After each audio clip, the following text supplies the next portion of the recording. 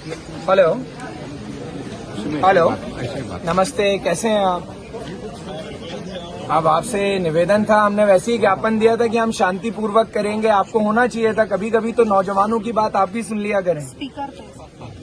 अब आप आते तो हम अपनी बात अधिकार से रखते और आपसे अधिकार से काम करा लेते नौजवानों को लेके। और ये नशाबंदी जो धार में चल रही है, मेरा निवेदन है, हम ज्ञापन दे रहे हैं, लेकिन ये जो नशाबंदी है, इस नशाबंदी पे आपको कार्य करने की आवश्यकता है। नर्मदा किनारे पे जो तट लगे हुए हैं, उन तटों पे सबसे ज्यादा कार्य करने की आवश्यकता है। और सबसे बड़ी बात जो आपने धार जिले में भी देखा है कि नौजवान बेरोजगार हो गया है, उसके लिए भी रोजगार को लेके भी जो सरकार की पॉलिसीज और स्कीम है, आपने देखा होगा कि जो स्कूटी वाली स्कीम थी वो भी सरकार ने नौजवानों के लिए बंद कर दी थी। वो आदरणीय उमंग सिंघार जी की वजह से दबाव बना और आपने उसको लागू किया पूरे प्रदेश के अंदर। ऐसे कई स्कीम है जहां पर बहनों को और नौजवानों को स्किल डेवलपमेंट ट्रेनिंग जो सरकार ने बनाई है उससे रिलेटेड भी काम नहीं दे रहे हैं।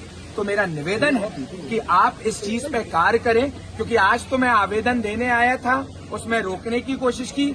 अगली बार पूरे जोरों शोरों से आऊंगा, घेराव करने पूरे प्रदेश को लाऊंगा, क्योंकि मेरा निवेदन है कि अगर इन मांगों पे आप सीरियस नहीं हुए और आपने अगर कार्रवाई नहीं की, तो मेरा एक विनम्र निवेदन है कि इन नौजवानों के लिए हम चिंतित हैं, उसमें आपको भी चिंतित होकर उनके लिए कोई ना कोई कार्य की ठोस कदम उठाने की आवश्यकता है।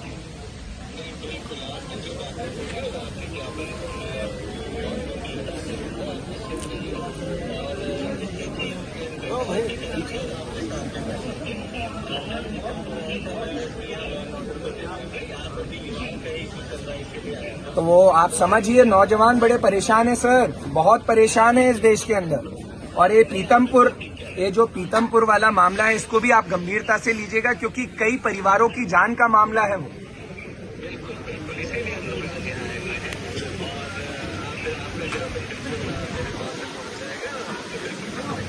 जी धन्यवाद।